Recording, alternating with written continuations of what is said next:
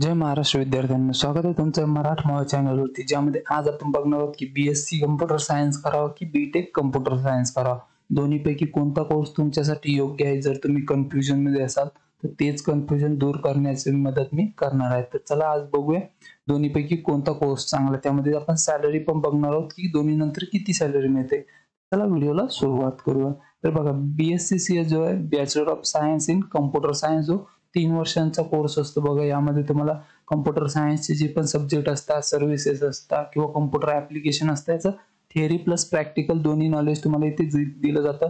वेगवेगळ्या programming languages असतात, C++, जावा, ह्या तुम्हाला इथे शिकवले जातात. आणि बीटेक सीएस जो आहे, bachelor of technology in computer science, हा एक 4 वर्षांचा कोर्स आहे. हा 3 वर्षांचा आहे, हा 4 वर्षांचा कोर्स आहे. बघा, यामध्ये पण तुम्हाला सगळ्या कोडिंग लँग्वेजेस असेल, ऑपरेटिंग सिस्टम असेल, डाटा स्ट्रक्चर असेल, याचं सगळं नॉलेज तुम्हाला इथे दिलं जातं. आणि दोन्ही नंतर तुम्ही IT सेक्टरमध्ये जाऊ शकता. बीएससी सीएस नंतर सुद्धा आणि बीटेक सीएस नंतर सुद्धा तुम्ही IT सेक्टरमध्ये जाऊ शकता. आणि एलिजिबिलिटी जर बघितली तर बघा, बीएससी सीएस साठी तुम्ही 12वी सायन्स पास असणं गरजेचं असतं, तर तुम्ही बीएससी सीएस करू शकता.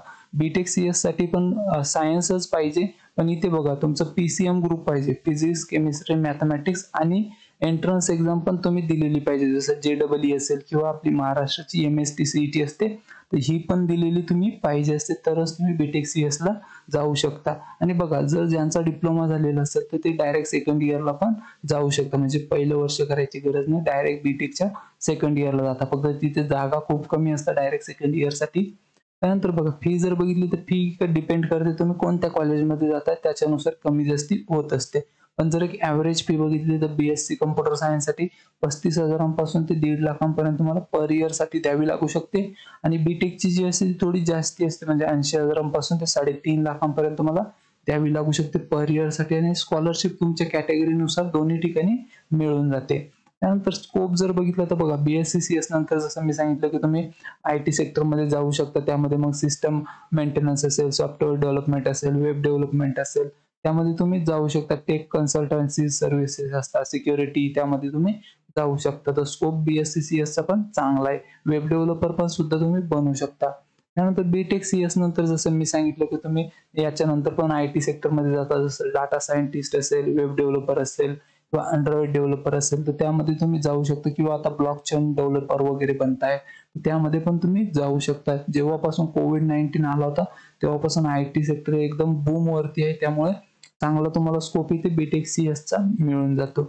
आणि जर सॅलरी बघितली तर सॅलरी डिपेंड करते तुमच्या स्किल आणि नॉलेज वरती. बघा, ज्यांचं स्किल आणि नॉलेज चांगलं असतं त्यांना पॅकेज सुद्धा चांगलं मिळत असतं. पण आपण एक ॲव्हरेज जर पॅकेज बघितलं बीएससी सीएस साठी, ते असतं 3.5 लाखांपासून ते 10 लाखांपर्यंत जो तुम्हाला पॅकेज मिळत असतं पर इयर साठी. त्यानंतर बीटेक सीएसचं जे आहे ते जवळपास 2.5 लाखांपासून ते 29 लाखांपर्यंत तुम्हाला मिळत असतं पर इयरच्या हिशोबानं. आणि इथे पण बघा, तुमचं स्किल आणि नॉलेज मॅटर करत असतं. आणि कधी कधी जे कॉलेज असतं ते सुद्धा मॅटर करत असतं तुमच्या पॅकेजमध्ये. आणि याच्या रिलेटेड जर आणखी काही इन्फॉर्मेशन हवी असेल तर मला कमेंटमध्ये नक्की विचारू शकता, मी तिथे तुम्हाला नेहमी रिप्लाय करत असतो.